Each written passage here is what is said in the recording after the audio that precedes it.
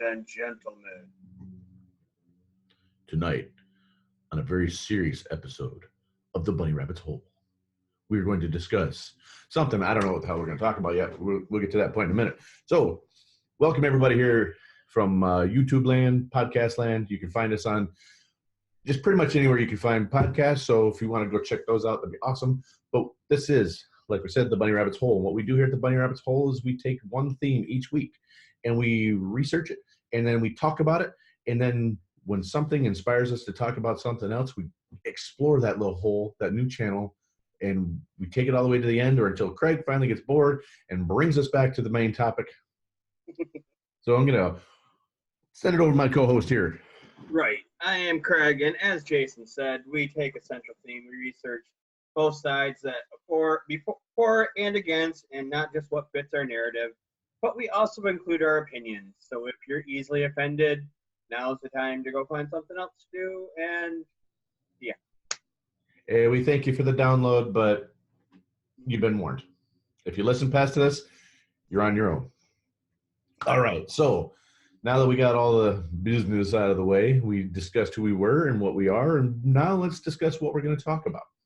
All right. Well, today we're going to talk about a subject that I find absolutely fascinating. I say that a lot, but we're going to talk about shipwrecks right here in the Great Lakes of Michigan.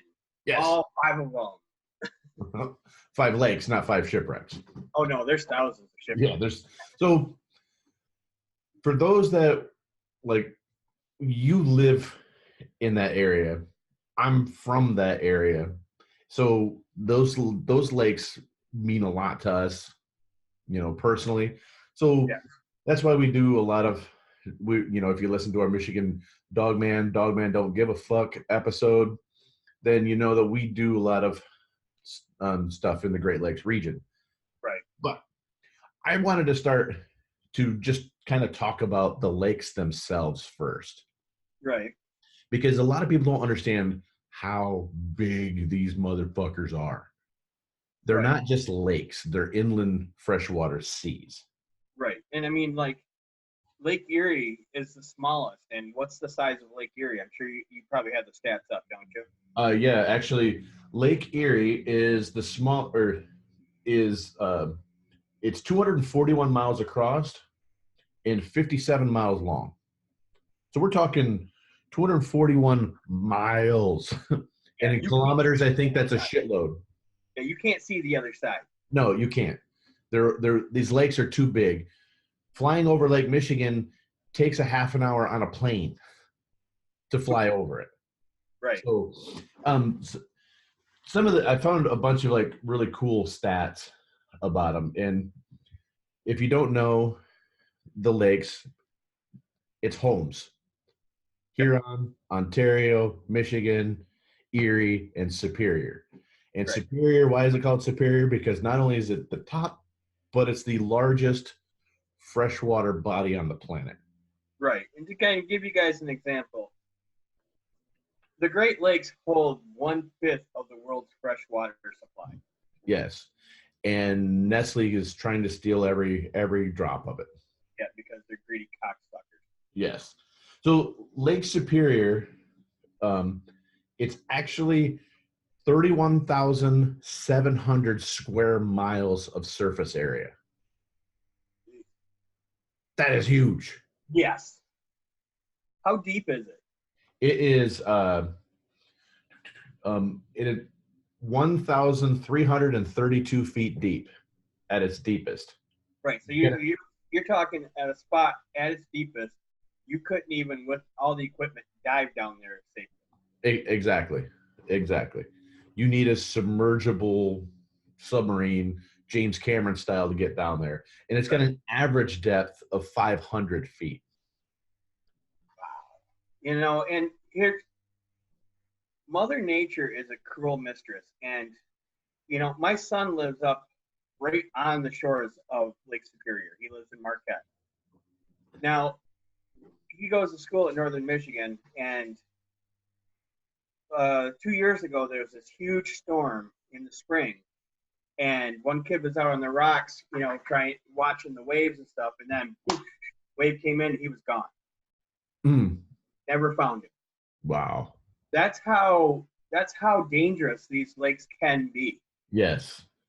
And there's a site, or there's a circle tour that you can take. That it's a scenic drive. It goes around all 5 lakes through 8 states and then and Ontario, Canada. And it is approximately 6,500 miles. Jesus Christ. Yeah. So in like I said, in kilometers, for those that don't use the stupid system that we use, those that use kilometers, it's a shitload. Right. Yeah. I think that's the official length. It's Oh yeah. Shitload. Yep, most definitely. So now that we've given you a little overview, I mean, also Lake Erie is probably the most polluted of all 5. Yes. In 1969, there's an iconic image, and I don't have it with me. I should have printed it out so you can see it. It's a river on fire.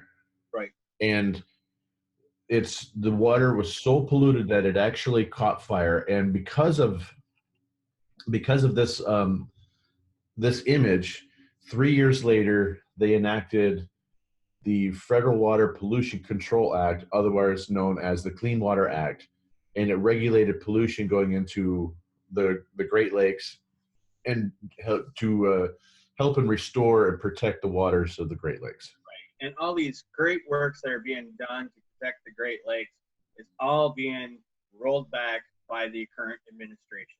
Yes. Because they don't even talk about anything but money. Because they won't be around long enough to see the effects.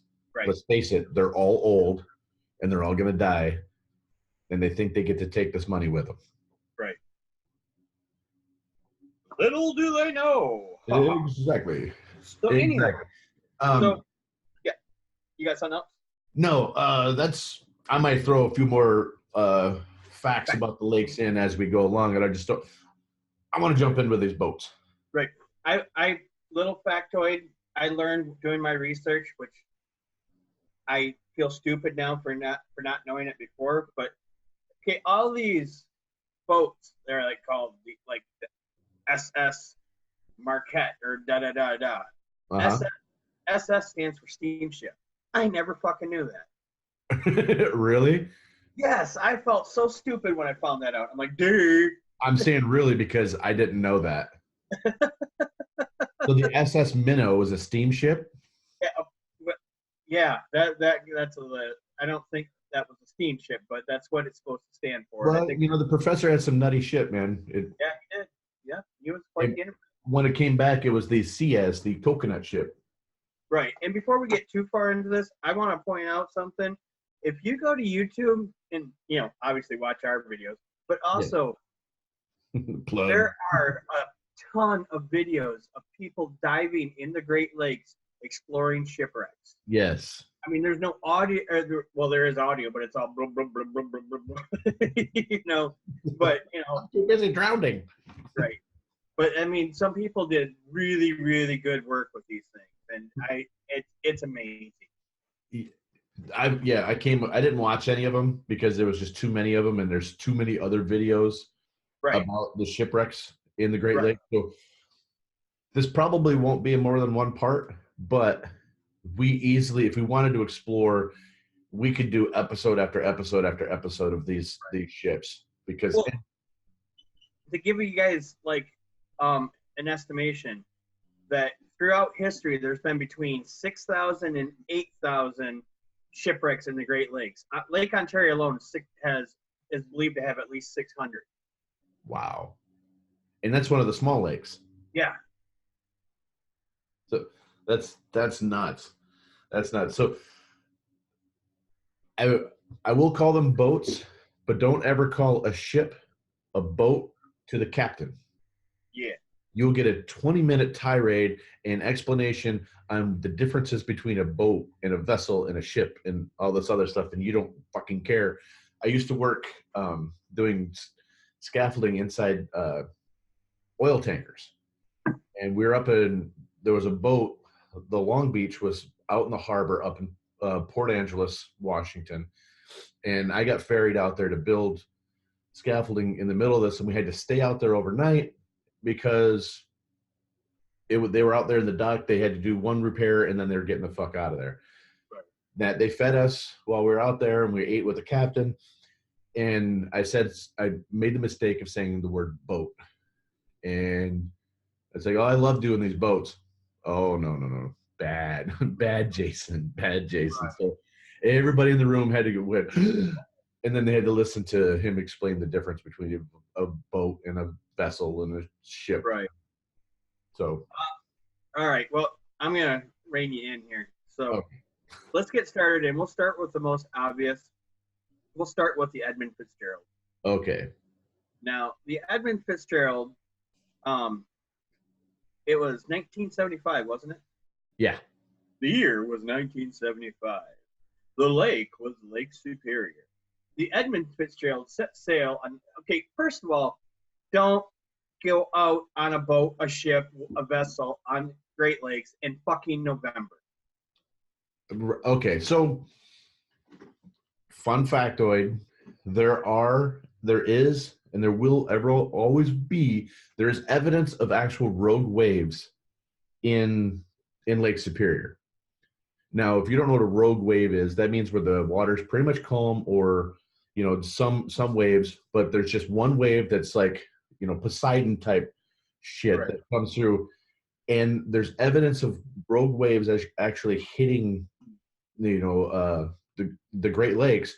We're talking walls of 50, 60, 70 feet right in these things. That's how big these lakes are. I just want to emphasize that. And you're right, don't get on one of these things in the wintertime. Right. Yeah, November is notorious. I mean, throughout history, I would say the majority of these shipwrecks happened in November. Yeah. And there was the Great Storm in 1913 that happened in November, and so the Edmund Fitzgerald set sail, and it didn't. It was weird because nobody ever heard from him. Nobody heard any distress signals. Nobody heard anything over the radio. Nothing. It just disappeared. 7, 8, 9, 10. Okay, I just did a quick thing on just a Wikipedia. It's got a list of all the ships that they know of there. And just for Lake Huron, I just started counting, and I got to 10 within the first 20 ships that they have that all sank in November. Right. So don't get on a ship in November. Yeah, and the Edmund Fitzgerald was the largest ship. Was it the largest ship to ever, or at that time, be in the Great Lakes? I think at that time. Okay. But yeah, it was. They go out, and what they would do is they would travel from Duluth, Minnesota, to Detroit or Toledo, and they would carry taconite iron core. So, and I mean, this boat was so big that at times it damaged the walls and the sewlocks by running up against it. Yeah, I mean, it actually ran aground one time. Jesus, I'm trying to find I have it here somewhere, the length of the boat. It was like 735 feet, I want to say. It was, yeah, I know it was in the seven. It was, yeah, I know it was over 700 feet. It was in the 700s. Right. If you go to the list of shipwrecks and just kind of go over, hold on, I'll do it. You go ahead and talk about it. I'll find it. So this one is probably the most famous, obviously, because of the 729 foot long. Okay, 729. That's almost two. That's over 2 football fields. Yeah. Or like a or a soccer field and a half. Right. Or 1.5 Canadian football fields. And to this day, we still do not know why this ship sank. No, they did find it eventually. It was laying about 15 miles west of what's called Dead Man's Cove in Ontario. Right. Well, first of all, you're in a boat in November in the Great Lakes. Second of all, you're somewhere near something called Dead Man's Cove. That's just not a recipe for success. Right. Well, and after they found it, was it 86 they found it? Or that was a different boat, I believe. Yeah, that was a different one. But covered by U.S. Navy Lockheed P3 Orion in that aircraft on November of 75. Okay. All right. So they find this. They find it, and people have different. The bodies of everybody that was on it are still believed to be trapped inside. The family of the victims asked it so divers would leave the boat alone. So now it's actually illegal to dive and look at the Edmund Fitzgerald. Yeah, there's enough YouTube videos on it. You don't need to go down there. Right. And respect the dead. What's that? I said respect the dead. Right. And this is really interesting too, because it was at this time that the Detroit Free Press came out and said Lake Superior never gives up its dead. Nice. So this one is memorialized, obviously, because there's the Gordon Lightfoot song "Wreck of the Edmund Fitzgerald" came out in 1976. It was what am I trying to say?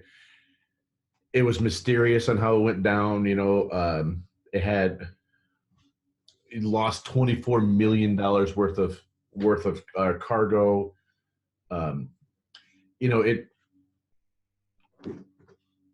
It was the largest vessel in the Great Lakes for 13 years. So it was almost like it had a mystique about it, kind of like the Titanic. Right. They didn't say it was unsinkable. It was the biggest one out there. Right. I heard an interesting theory in one of the documentaries I was watching today. Whereas, they talk about, sometimes, when it's really choppy and stuff like that, where the front end will actually go under, and they believe that the captain probably thought, okay, we're going under, but we're coming back up like we always do. But then they just kept going.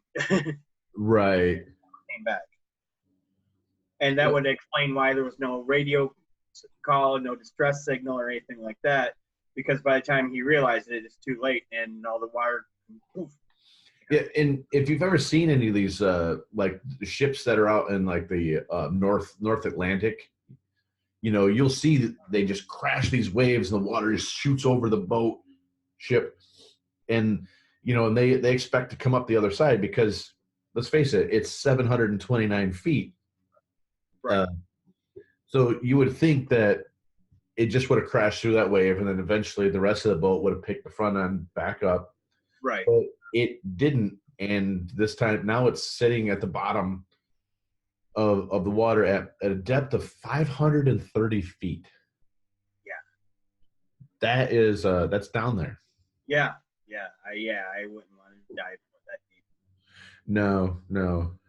And I'm not really interested in all the creatures that might live in the Great Lakes.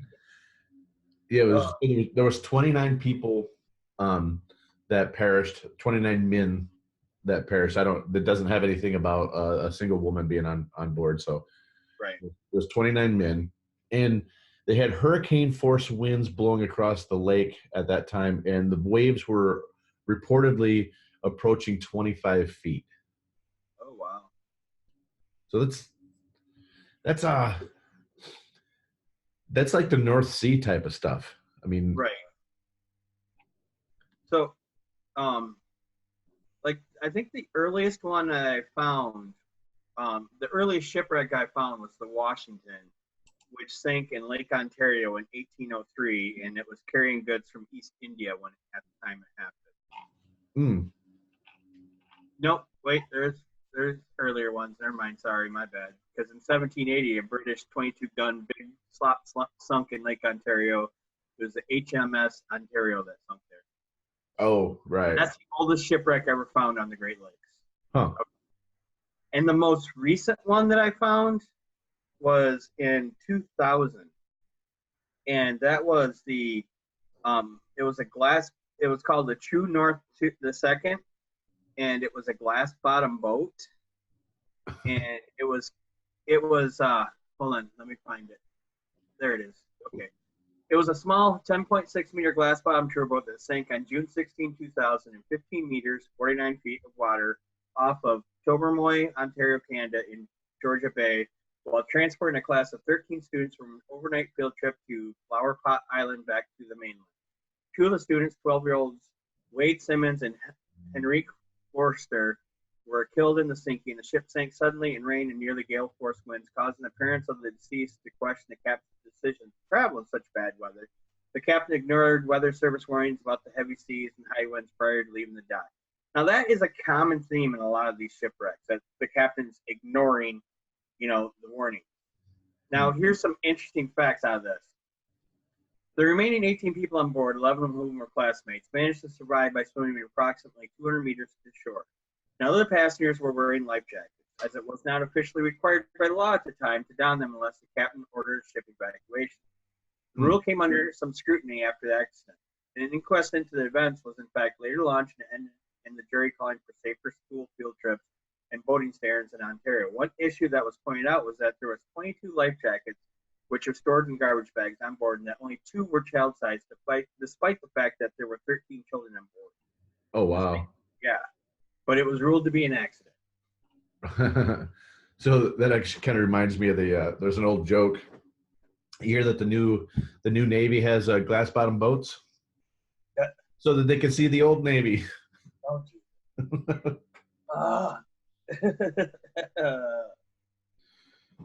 Yeah, so, I know. Right. So, with all that, let's go to the Great Storm of 1913. All right. Start with the Great Storm of 1913. In this storm, 12 ships were lost. Wow. 2 on Lake Superior, 1 on Lake Michigan, 8 on Lake Huron, and 1 on Lake Erie. And of those 12, the Lifefield and James Carruthers were never found. Never found.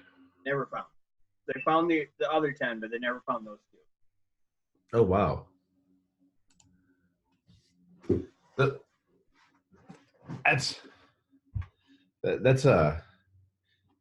I keep going back to the size of these vessels, right. or in the size of the lakes. I mean, we're talking, 4, 5, 6, 700 foot boats gone. Right. Yeah, and probably the most famous one to go down in that storm was the SS Regina. And the SS Regina was a steel canter built for the Merchant Mutual Line and home ported in Montreal. Named after Regina, Saskatchewan, Regina had a tonnage of 1,956 gross registered tons and a crew of 32. The ship sank during the Great Lakes Storm of 1913 after taking great damage. Lost for more than a half century, she became known as the Great Mystery of the Great Storm of the Great Lakes. Then she was found, and this might be the one that was found in 86. I'm going to find out real quick. We're in Discovery and Salvage. Okay, it was during a 1987 archaeological salvage expedition led by underwater archaeologist and shipwreck expert E. Lee Spence that they found it. That you said at 82 or 86? 87. 87. Oh, it was 86. It was discovered in 86. In 87, he went down there and he basically got scotch and champagne out of it. Nice. Yeah, he claimed tens of thousands of artifacts, including hundreds of intact bottles of still potable scotch and champagne. So, there was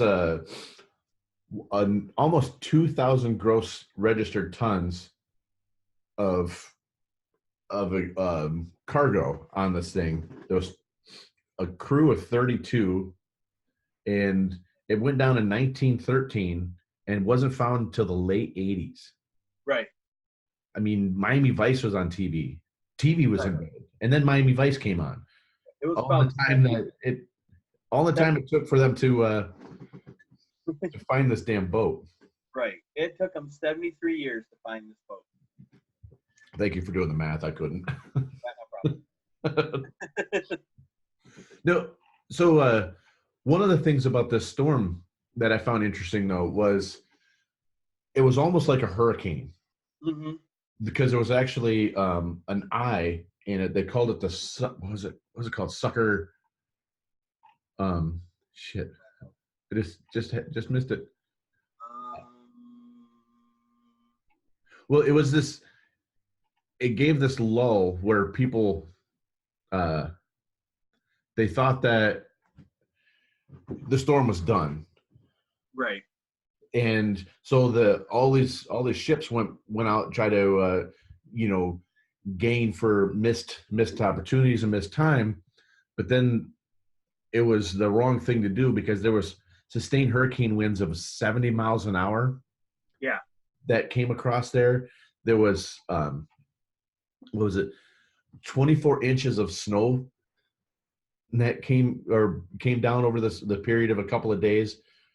It formed November 6th of 1913, and then went through November 11th of 1913. We've already talked about November on the Great Lakes as a bad place to be.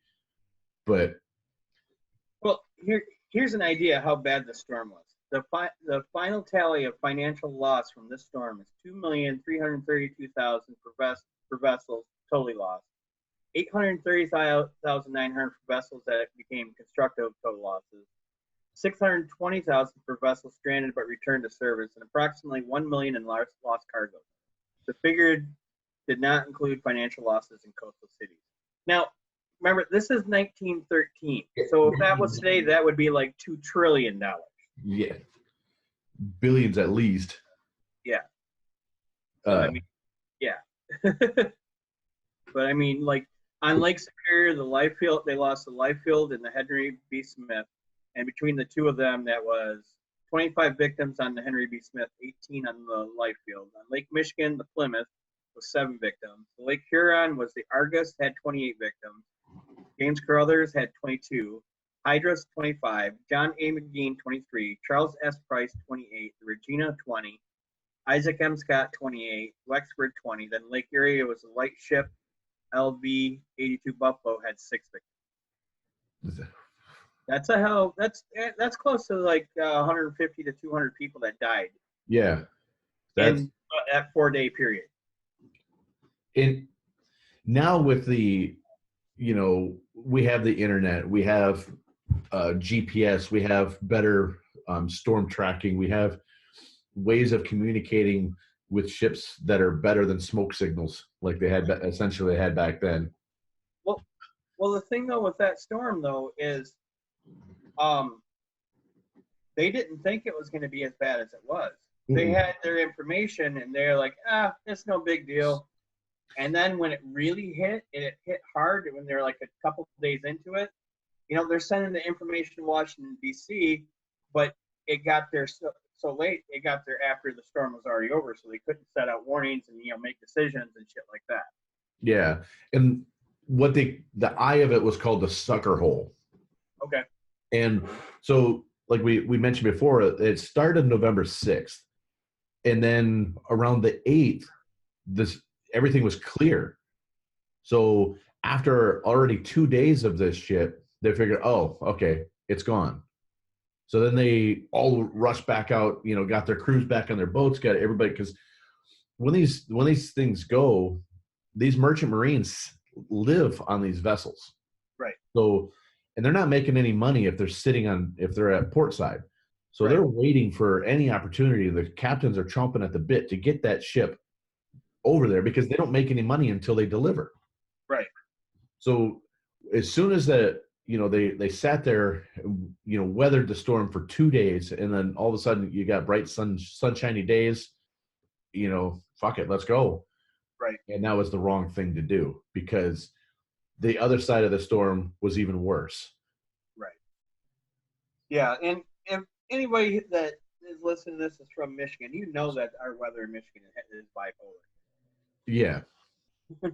the old adage, if you don't like the weather, wait 5 minutes. Yeah. I mean, it's the only state I've ever been in when I can go through all 4 seasons in one day. Right.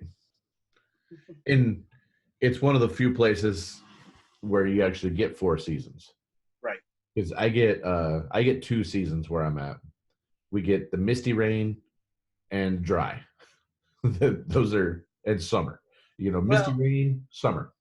We actually get, 5 seasons if you want to count road construction. Oh, road construction. Nice. Yeah. Out here we don't even get rain like you guys do. It's like misty shit. It sucks. But Yeah. going back to the storm though, uh, these poor misguided uh, captains were, like I said, they don't get paid unless they're delivering their cargo, and they have to sit there and listen to the bickering and the arguing. Essentially they're parents Right. of some of these ships, 29, 28, 27, 25, 18 victims that of these 12 ships that were there. If had they had better ways of communicating like we do now, maybe that wouldn't have been as horrific, because we're talking 4 of the lakes had a ship sink in this 4-day period. Right. I mean, and I mean, and the thing is with these shipwrecks, if there's no survivors, nobody knows where it went down. Nobody saw it. Nobody knows where it went down. Right. Like the Wexford, for instance, it went down in Lake Huron, but over in Goderich, Ontario, the bodies of the crew were washing ashore. Oh yeah. Days later. So, I mean, that's one hell of a thing to, you've been booked, you've been held up in your, in your home. Then you finally get a chance to go out and just kind of survey the damage, and you're coming across bodies on the shoreline. Frozen bodies. Yeah. Well, and that's something else too about, there's something called lake effect when it happens, when we get weather in this region, and you really notice it obviously throughout Michigan, but you notice it in Ontario and Western New York, like the Syracuse, Buffalo area. They get hit hard with snow when these storms come across the Dakotas. Then they hit Minnesota, Wisconsin. There's nothing there to stop them, so they pick up all of this energy to create a big storm. So those states get hit hard with this storm, but then when they hit the water, and it energizes it, just like they do with a hurricane, where it you have the cold air that sucks the warm water in and it just intensifies the storm. It kind of same thing happens when the storm hits the lakes. It does it. That's why they get just intense thunderstorms and just intense snowstorms, because when they come across these big fucking bodies of water, they just it just gets more and more energy, and when it comes across, they wreak havoc. Right. Like here's an instance for you. This is how weird our winter has been. Like, where Houghton Lake is. A lot of people listening probably don't, but it's north of where I live. It's about an hour north of where I live. I saw pictures this year of the ice being broken up and washed up onto shore, up to and actually going into people's homes. Oh wow! Walls and stuff. That's the force that it was pushed up with. Jeez. But I want to talk about a shipwreck that actually happened in the summer, and 2 years after that storm in 1915. It's a ship called the SS Eastland. Oh, okay. And this one, actually, it capsized in the Chicago River, which is part of Lake Michigan. Mm-hmm. This one has the most deaths of any of these shipwrecks, with 848 people died on this. Wow. And here is the weird thing. They were still at the dock when it capsized. It was after the Titanic sank, they came up with this new rule, this new law, that you had to have a bunch of lifeboats on your ship.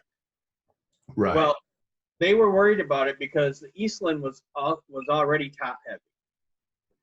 So then they added all of these lifeboats, and you have 848 people on this boat, and so it was docked. People had gotten on it, everybody loaded on, and then it just started leaning to the port side, and then just tipped over and sank. Wow. And a lot of people survived, but a lot of people had gone, inside the boat or the ship, so that way, because it was chilly in the morning, even though it was in July. But they went in, and there was another boat close by that people were able to jump off of the Eastland to get saved.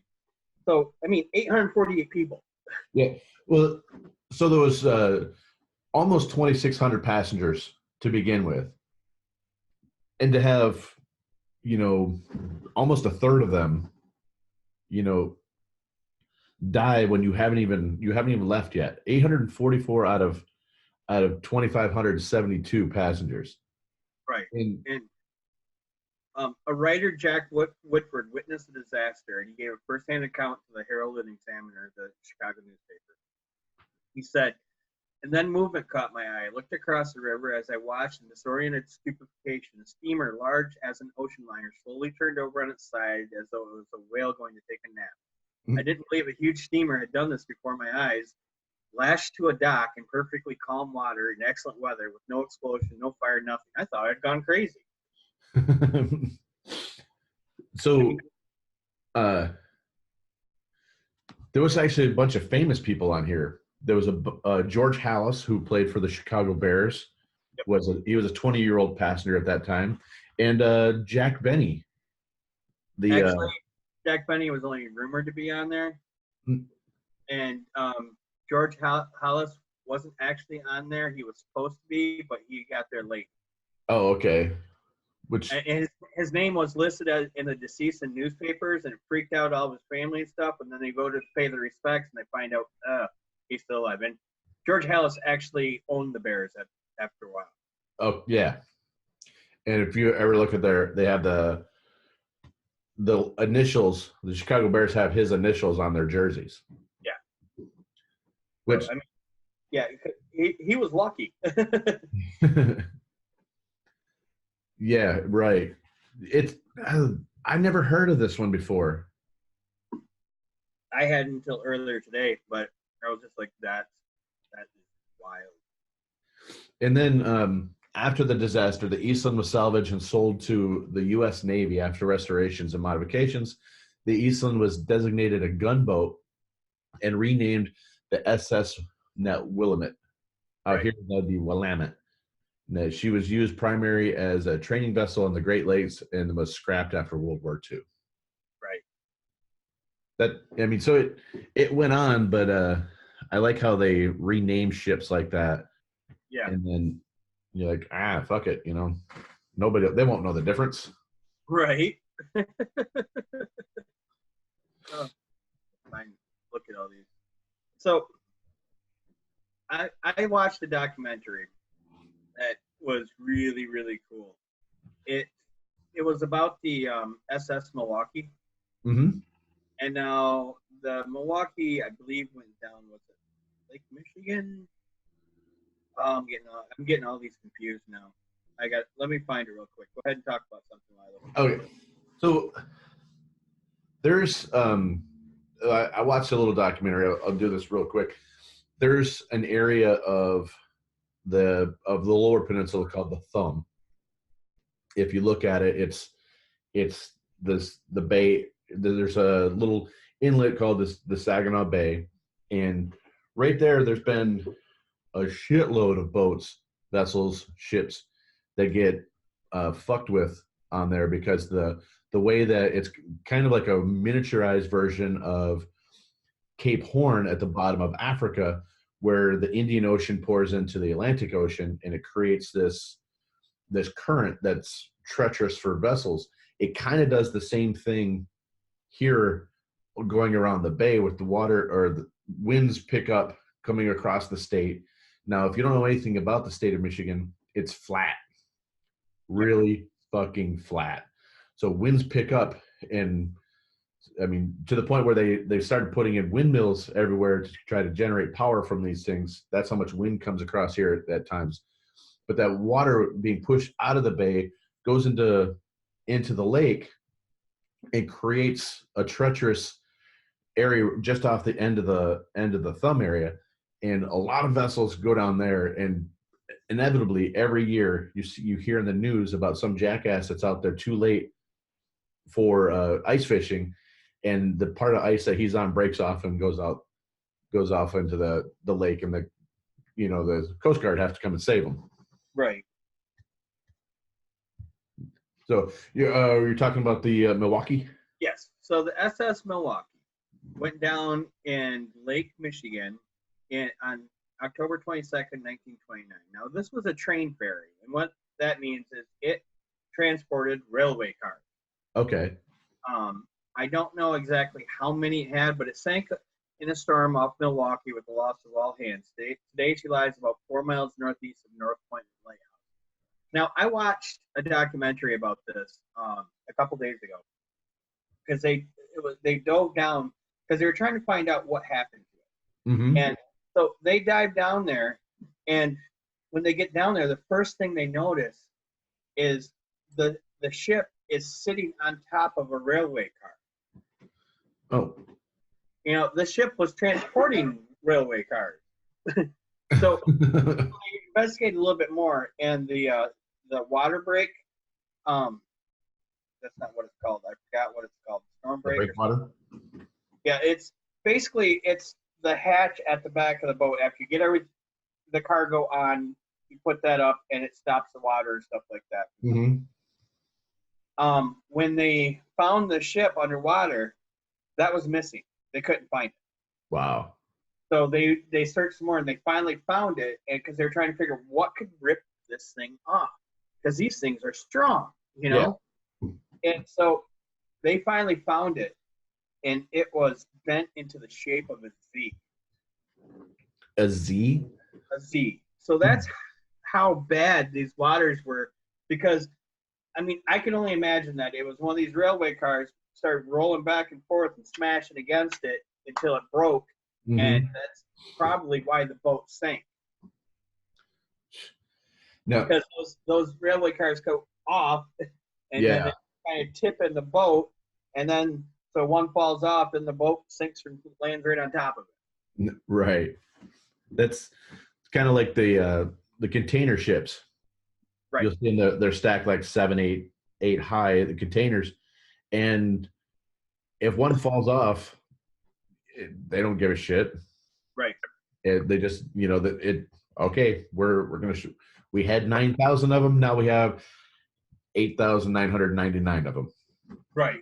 And there's actually a funny case of one of these containers falling off a boat, and happened in the coast of France. And they, for the longest time, since the 80s, these Garfield phones kept washing ashore. Just one a year, two, but just they thought that somebody was pulling a prank. But then how the hell would you find that many Garfield phones? And it's still happening today. They couldn't figure out what the fuck it was. So finally they located that there was a shipping container trapped in a very treacherous part of the Sound there on the coast of France, and it's full of Garfield phones. But because where it's located, they can't get it out. Right. It's too dangerous to get it out. So this shoreline is just going to be pelted with Garfield phones until the container's empty. Well, and also you got to think about it too. If it's too dangerous to get to, just water-wise and rock-wise and stuff like that, you also have to think it's going to be more dangerous if you actually did get to it, because obviously it had to puncture a hole or something in that, so you're going to have sharp metal sticking out and stuff, and those waves, now you're impaled on that metal. Exactly. Not how I'd want to go.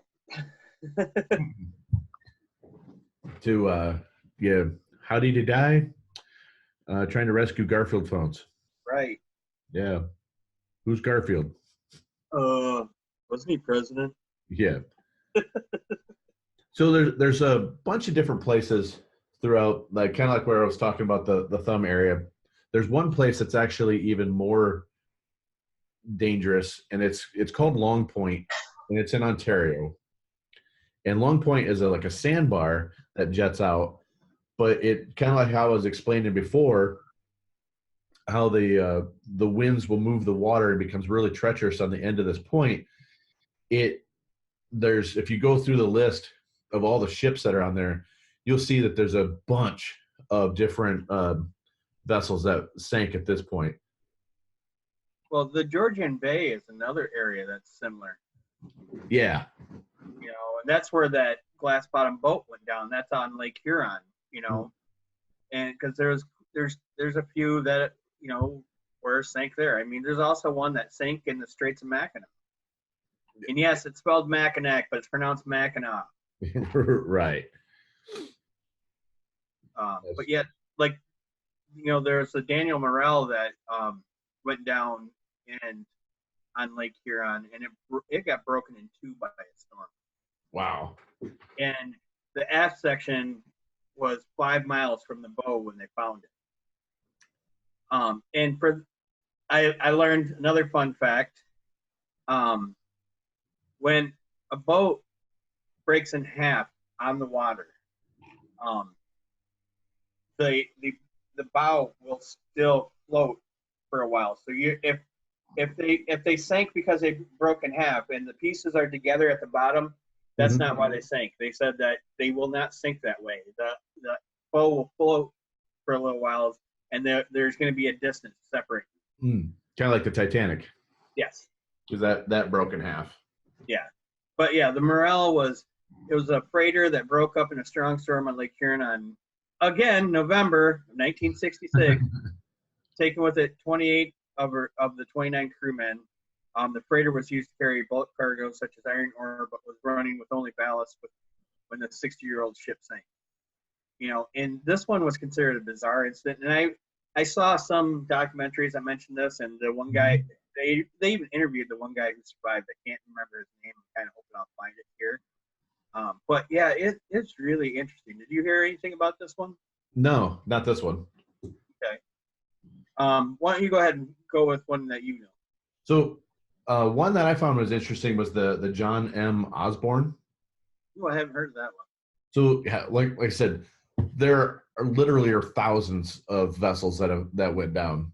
But this one I liked because it was a wooden steam barge. Oh yeah. That it wrecked in Whitefish Point in 1884, and it was a hazy, misty October day, so it wasn't November. But this happened, like I said, in 1884. But the wreck wasn't discovered until 1984. Oh, so it wow. took them 100 years to find this thing, and it was laying in 165 feet of water. But parts of this boat are actually on display at the Shipwreck Museum that's in the Upper Peninsula. Right.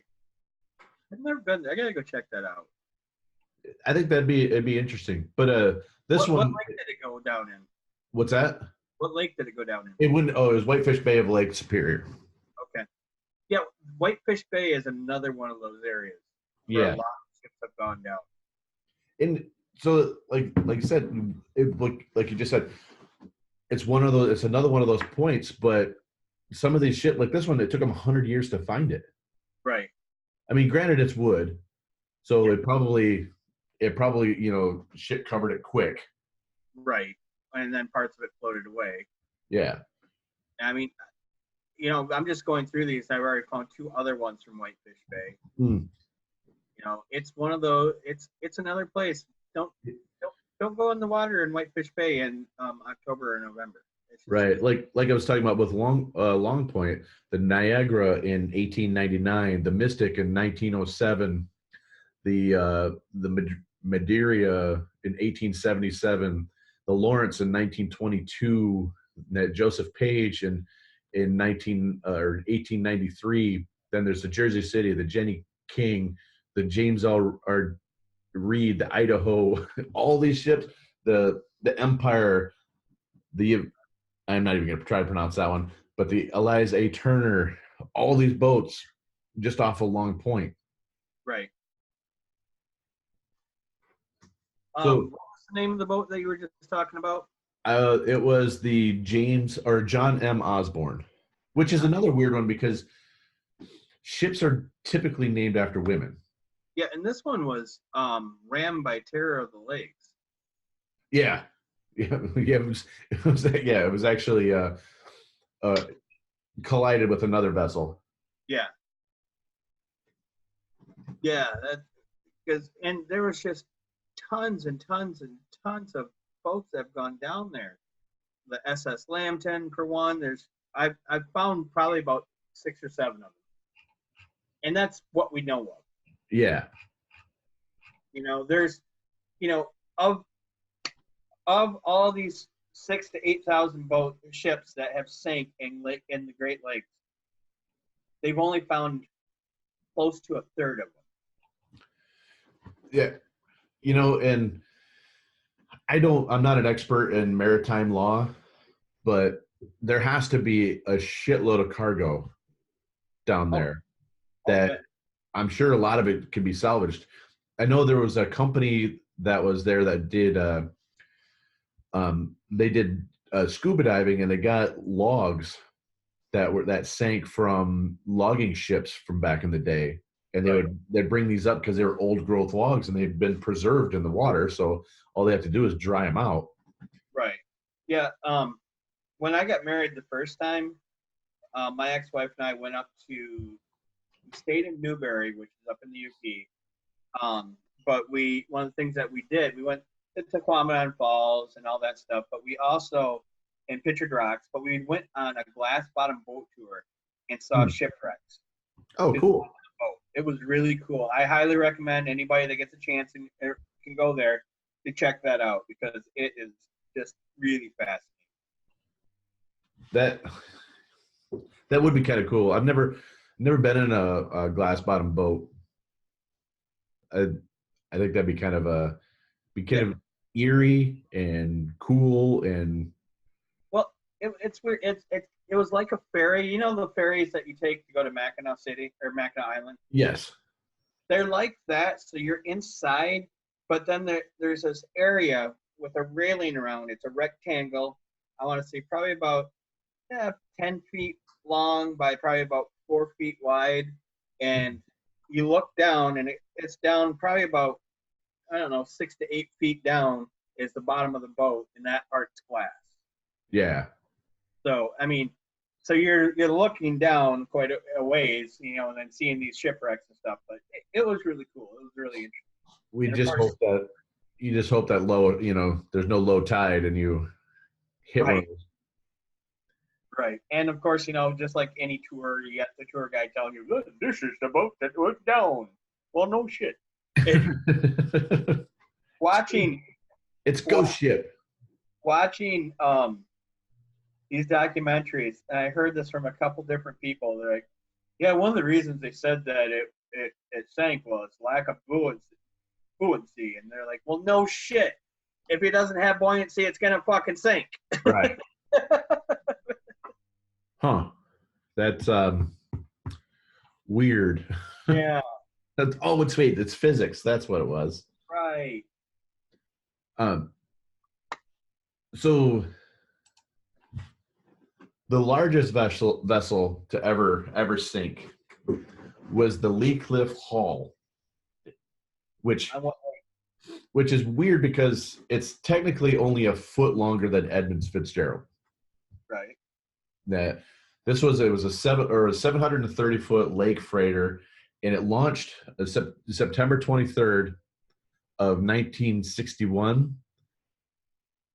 That's when it launched, and then it fucking sank September 5th of 1964. So it really only had like a 4-year run.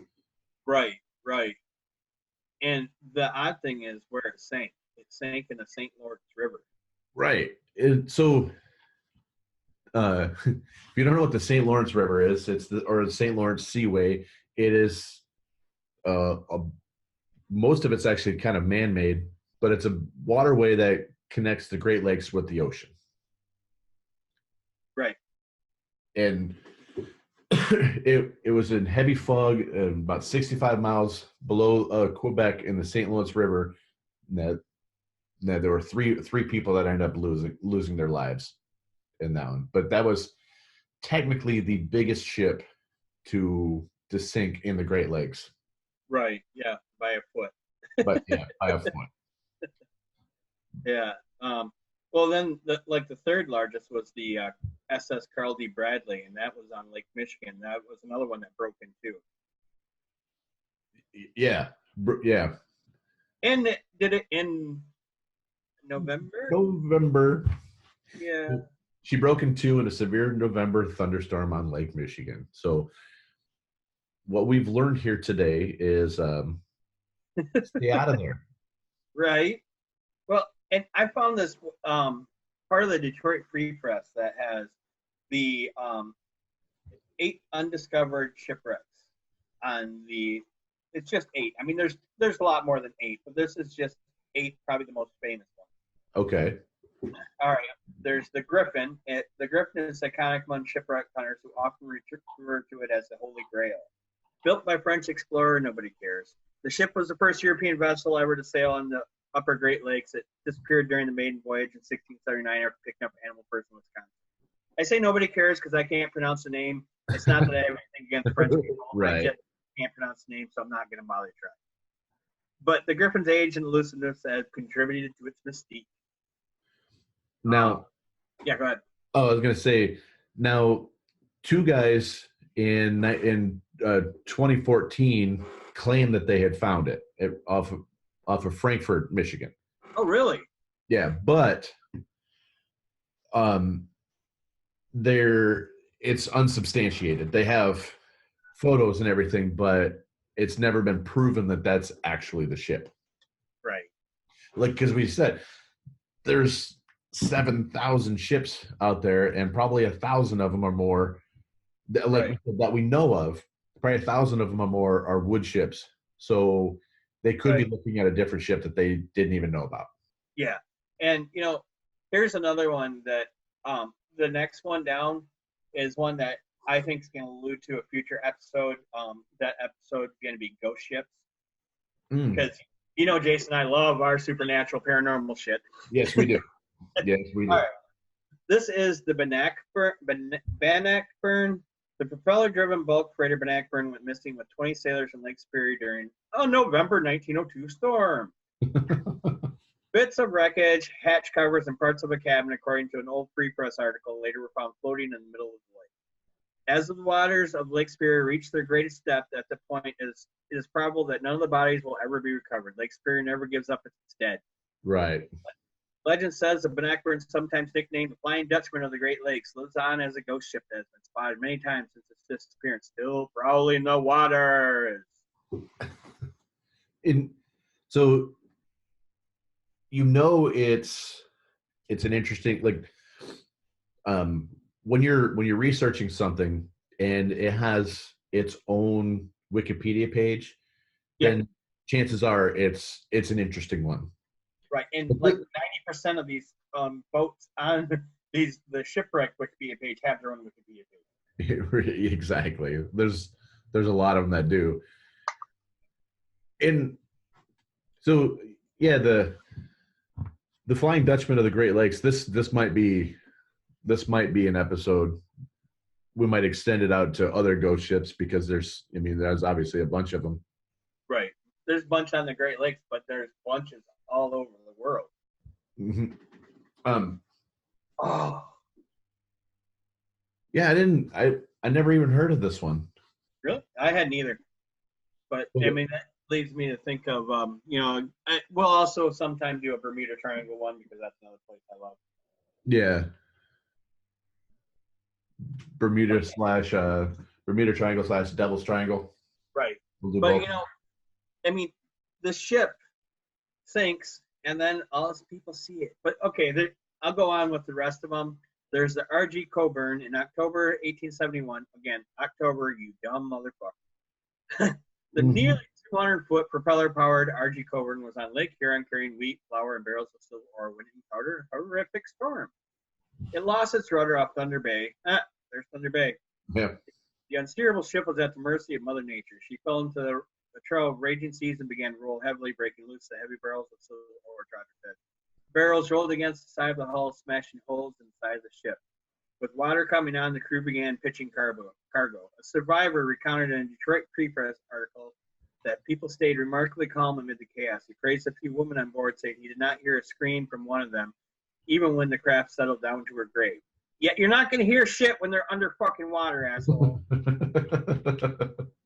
Some people made it out on lifeboats, but about 45 died. The ship's final resting place and whether it still has any silver on board remains a mystery. Trotter said it's possible that some silver thrown overboard is scattered in the trail and lake bottom. I'd love to find the crowbird and see if there's any luck, he said. Okay, can we just do stuff without stating the fucking obvious? To me, it's like the throwaway lines in movies, like, yeah, this way, let's go, up right there, fuck you. Right. I hate those lines in movies because it adds nothing to it, and it's just right. Really what it boils down to me is the actor wanted more lines in the movie. Right. Yeah. Like, pretty much.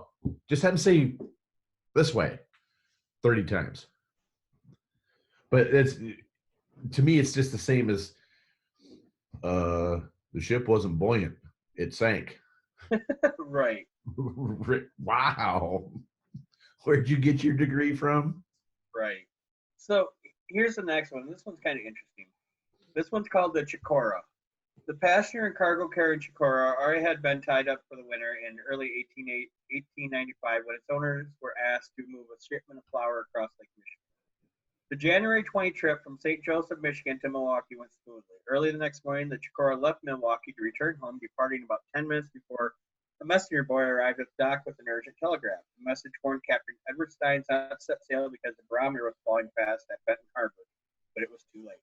Because they're fucking idiots. I can make it. It's just a little storm, a little rain, never hurt anybody. The vessel disappeared. All 25 people aboard were lost. No bodies were ever found. Extremely hard when everybody dies to know where a ship went down because you have no clue. You have no survivor accounts and an avid underwater blah blah blah. Adding to the mystery messages that washed ashore weeks later. This is the part that's interesting. On April 14th, a bottle was found with the message: all is lost. Could see land if not snowed and blowed. Engine give out. Drifting ashore in ice. Captain and clerk are swept off. We have a hard time of it. 10:15 o'clock. Can these people stop fucking speak English? I mean, we're not talking like we're not talking like it's the 1300s. It's 1895. Okay, a week later, a jar washed up in Illinois with a note that read, "Chikora engines broke, drifted into trough of sea. We have lost all hope. She has gone to pieces. Goodbye, McClure, engineer." Death to all humans. Right. Robot. But then the next one, this is really interesting. The next group is the Increment and Sarasolis. I want to say it's some Greek god or something. Okay. A trio of French commissioned minesweepers, the Increment, Sarasolis, and Sebastopol, embarked on their maiden voyage in November 1980. Again, fucking November. But in Ontario, Canada, the ships were supposed to sail to Europe to clear mines that were placed in harbors during World War I. 3 of them left Thunder Bay in Ontario, headed towards St. Mary's River at Sault Ste. Marie, and only one of them made it. So it was the Sabas, the Increment and Sarasota, blah, blah, blah, got separated from the Sebastopol in a storm, disappeared. They took with them 76 people, most of whom were members of the French Navy. Yeah, so 3 ships headed off, left Thunder Bay in November. We've talked about Thunder Bay and we've talked about November. Yeah. 3 of them left, 1 made it. Jesus. Yeah, I mean, there's other ones on here too, but so yeah. the first one that you talked about. Yeah. So began with a B. Oh, the Blackbird, the Bannockburn. Yeah, the ghost ship. Yeah. So when you were doing that, I was kind of reading a little bit more on it. The Rockefeller went through a whole bunch of debris that they concluded was part of this ghost ship eventually, but the Rockefeller sank a couple years later. So maybe there's a curse that went with it. So another area up there, by Thunder Bay actually is Isle Royale, and there's a shitload of boats that have sank around Isle Royale. Yeah, Isle Royale is basically a group of islands in Lake Superior. Yeah, and there's what they call the three C's of Isle Royale. There's the passenger steamer, the Cumberland, then there's the Henry Chisholm, and then the George M. Cox. Now, from 1877 is when the Cumberland went down, which was in July. Then October, the Chisholm went down, and then in May, the Cox went down. But the most interesting one of these three to me is the Cox, because when it sank, it actually went at a 90-degree angle. So it almost like sank and went like a dart right into the bottom of the bottom of the sea. So it's still technically straight up and down. Right. To this day in the water. And there's been many pictures have been seen of the Cox with his bow standing out of the water. So that one's kind of interesting to me because it's the way that it fell into. Right. Yeah, I got an interesting one that's not on the Wikipedia page. I found it somewhere else. And this one went down in Lake Michigan. And it went down, okay. It's an article I found. Basically, there's this freighter in 1929 or 1930 that transported automobiles. So it was filled with all these classic cars, which weren't classic at the time. They're brand new at the time. Right. They're classic to us today. But there was 268 cars. And now they all lie at the bottom of Lake Michigan. Oh, man. It was, okay. The world's largest collection of 1929-1930 national motor automobiles exists not in a museum, but rather entombed in the frigid depths of Lake Michigan. The cars, 268 of them, are lashed in rows inside and crumpled in a heap next to the wreck of the SS Senator, a Great Lakes steamship that rests for eternity in an uncharted sinkhole about 15 miles east of Port Washington, Wisconsin.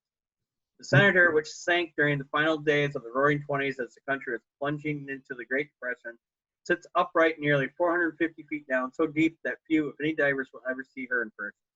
Her collection of vintage autos, once bound for Detroit, joined the pantheon of ships, airplanes, submarines, train cars, and other vehicles of yesteryear that populate the bottom of the lake. Wow. So Lake Michigan swallowed up all those classic cars, just like Mother Earth swallowed those Corvettes in the Corvette Museum in Kentucky. Right. Did you ever see that footage of the sinkhole? Oh, no, I didn't. There's a sinkhole that opened up underneath this Corvette museum, and you just watch the surveillance footage from their CCT security cameras of all these cars just falling into this hole. Oh, wow. Yeah. So another interesting tidbit on the Senator, this lady, Tamara Thompson, who's a maritime archaeologist and shipwreck diver with the Wisconsin Historical Society, actually dove down there. She said the cars on the inside are in pretty good condition. Mm. And the ship sank on Halloween, 1929. Huh. Mere days after the infamous Black Thursday stock market crash that threw the country into an economic spiral. Wow. It's almost like they committed suicide. Right. And what is that? The day before November? Right. Oh my God, you people. What is wrong with you? So, I mean, those who don't learn from history are doomed to repeat it. Exactly. So And all you Republicans next November, hop on a boat and go out on Lake Michigan or Lake Superior. right, after vote out there. Yeah, in Thunder Bay. Or Whitefish Bay or Long Point or Right. No, we're not saying we go kill yourselves. Maybe. Right. So Did you see that? right. So there's with all these things here, the most dangerous stretch is a stretch from Munising and to Whitefish Point. It's called the Graveyard of the Great Lakes or Shipwreck Coast. Right. Hundreds of ships have gone down in this area. And if you've never been to Munising, I highly recommend going. It is a beautiful town. I love it. We go through it every time we go to Marquette to see my son. It is beautiful. And that's also where you can go on the glass bottom boat tour. Oh, cool. Maybe you could see the next boat I'm going to talk about, the Samuel Mather. Samuel Mather? Yeah. What happened to the Samuel Mather? So in 1981, there was a thick fog that hit the Whitefish Point area, or Whitefish Bay area. And the Brazil, which was another steamer, didn't see it and collided with the Samuel Mather. As it sank in 180 feet of water, it was 18 miles from the harbor of Whitefish Point. The Samuel Mather is one of the most important exploring diving subjects for enthusiasts, especially on the account of its positioning in the water. It says here there's no loss of life, which is kind of interesting too. I think they were able to get onto the other boat. Right, with the Brazil. Yeah. Well, and a lot of these boats that I've noticed, we talked about how big these lakes are. Mm-hmm. A lot of these boats that sank are because they collided with another boat. And it was because of these shipwrecks that, in the fog and stuff like that caused it, that at some point they enacted a law which said that all ships had to have lights going down the sides. Mm. And that's so they could be seen in the fog. Right. And not get T-boned. But like with this one, this happened in 81.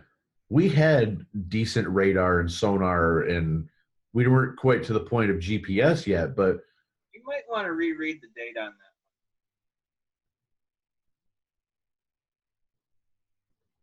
that. I got November 1981. I got 1891. 1891? Yeah. Well, that would suck too. They wouldn't have shit then. Right. I mean, because I think I'm on the same Wikipedia page. It says 21 November 1891 for the SS Samuel Mather. Yeah, I'm on marineinsight.com, and they have it as November of 1981. So we'll go with yours.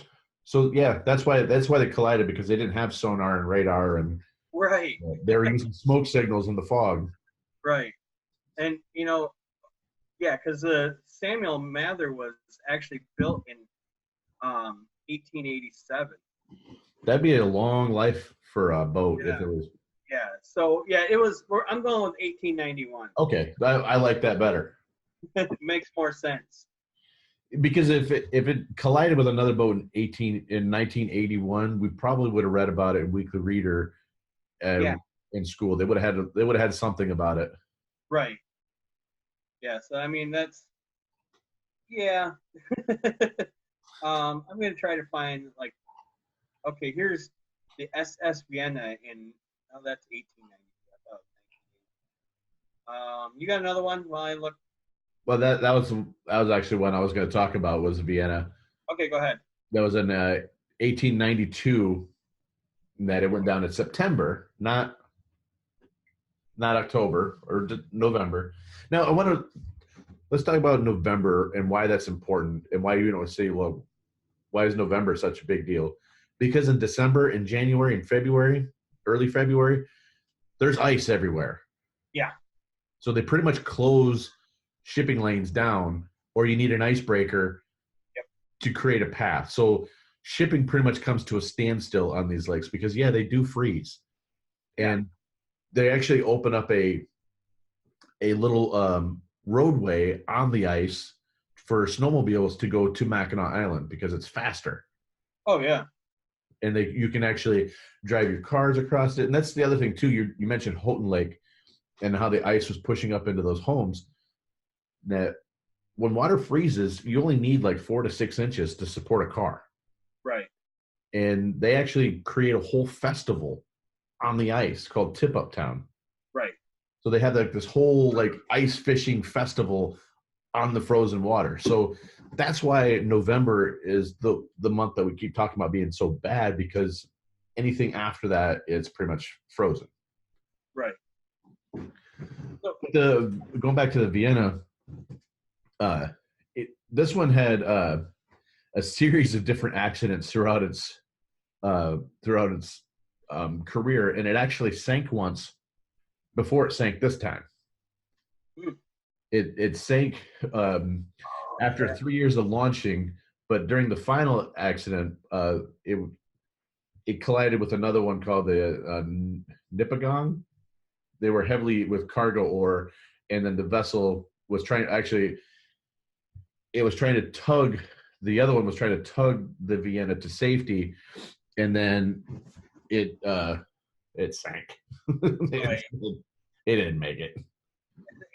Would you say that ship is cursed? Yeah. I mean, that's one that you should change the name of it, because you can go through the records and say, well, that fucker sank. Right. You have to disclose if your car went underwater. Right, the Carfax on that stuff. Yeah, so you might want to change the name of that boat. Right.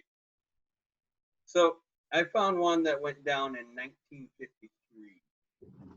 Okay, this boat is called the Henry Steinbrenner. Okay, at 5:11 a.m. on May 10th, 1953, the 52-year-old ship. Now that's old. Yeah. Left Superior, Wisconsin, with nearly 7,000 tons of iron ore for the steel mills on Lake Erie. Weather conditions were good at the time, but forecasts called for rougher weather later in the day. Leaving despite unfavorable forecasts wasn't rare for captains of this time because, well, we already talked about the fucking steel. Right. Weather reports were less accurate than modern forecasts, and most captains and crew had endured several storms during their careers. Later that afternoon, the Steinbrenner met with a forecast gale of strong winds and large waves buffeted the vessel. Although he secured his ship's deck, Captain Albert Stiglin did not have his crew place tarpaulins on the 12-leaf type telescoping hatch covers, since they were not watertight. They allowed some water to seep into the cargo holds. Around 8 p.m., one of the leaves on number 11 hatch worked loose and allowed water to pour into the hold. Crew members were dispatched to secure the cover, but as the storm intensified, 80-mile-per-hour winds and large waves worked the leaf loose again. Complicating the issue, doors and vents were being forced open by the storm. Conditions were now too treacherous to send crew out on deck.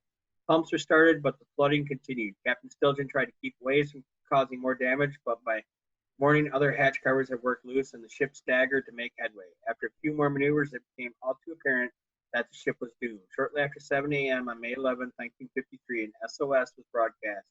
At 7:35 a.m., an abandoned ship signal was blown on the whistle, and the crew mustered at the forward life raft and the aft lifeboats. As the ship settled in the water, confusion took hold, and several men ended up in the water or were injured. The vessel sank quickly, 15 miles south of Isle Royal Light. Alerted by the SOS, the steamer Wilfred Sykes Joseph H. Thompson, then the largest ship on the lakes, and blah blah blah. So people came out and saved it. That's the long and short of it. So yeah, big ship. Again, ignored weather forecast. This was in 1953. We're not talking 1800s. 1953. Right. So, and so when you were doing that, I was going back and I was looking, and basically after the Edmund Fitzgerald, the only ship that I actually seen that sank after that I found was the True North 2, which was the glass bottom boat that you talked about earlier. Yeah. And that was in 2000. Right. That's 25 years after the Fitzgerald. Yeah, so that's a pretty remarkable, because if you go back to look at it from like 1880 to like 1940, boats were going down at a clip of like 2 a week. Right. So it's interesting. Yeah, it really is. I mean, for them to go.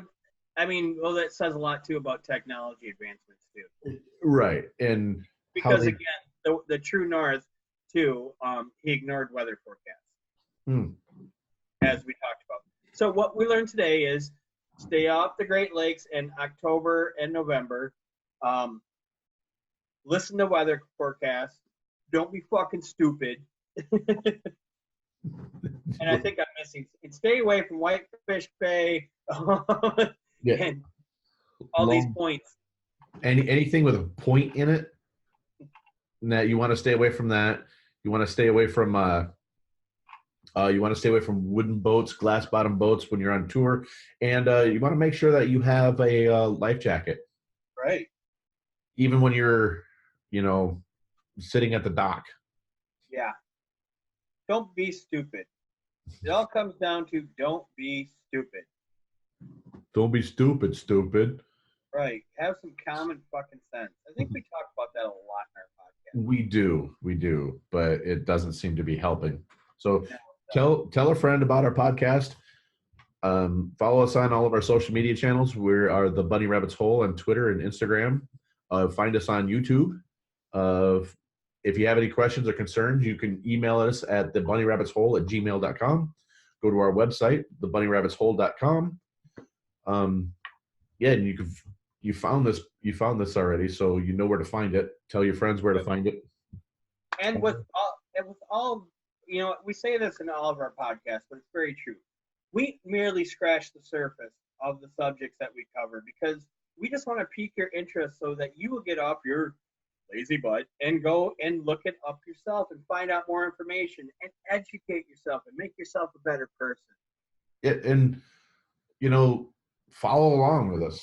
We find most of our shit online anyway. We watch YouTube videos. Go pause this, go watch the video, come back, and then tell us if we're right or wrong. Right. Yeah. And if you find errors in what we said, put it in the comments. We're fine with it. We're not going to go, oh, we're going to kill you because you said we were wrong about that. No, it's like that. We don't care. I mean, we want to learn. That's our whole goal for this. It's not just to open your eyes, but to open ours as well. Right. We're just trying to create a dialogue on each one of these topics, and these are topics we like to talk about. And if you have a topic you'd like to hear us talk about, let us know. Yeah. And if we like it, we'll do it. Chances are, if you ask enough, even if we don't like it, we'll do it. Yeah, exactly. And we've already done 80s cartoons, so My Little Pony has already been taken care of, so knock it off. Right. Yeah, fuck that shit. All right, so that being said, we talked about a bunch of shipwrecks on the Great Lakes and how treacherous they are in the fall and winter, and how vast they really are. Yes, they are great. Yeah. And yeah, we tried to cover all 6,000 ships that had sank, and we tried to name every one of the nearly 30,000 people that have perished on those waters in these vessels. So we failed. Right. I think we named like 2 people personally. Right. Well, let's go back to Edmund Fitzgerald real quick, because they actually, before they passed that law where you couldn't dive down there to it, they actually retrieved the bell and stuff, and they actually told that bell every year on the date. Yes. And what is it, 29 times for the 29 members of the boat never lost? Yep. And then they played Gordon Lightfoot, and then they smoked some weed. Now that it's legal in Michigan. Right. Well, it's only legal in your home. You can't do it out in public. Yeah, you can't in Washington either. So. All right. So, Yep. That being said, we will end this one here, and stay tuned for more amazing podcasts. Yes, insert tagline here, and we'll see you next week. All right. Love you guys. Peace.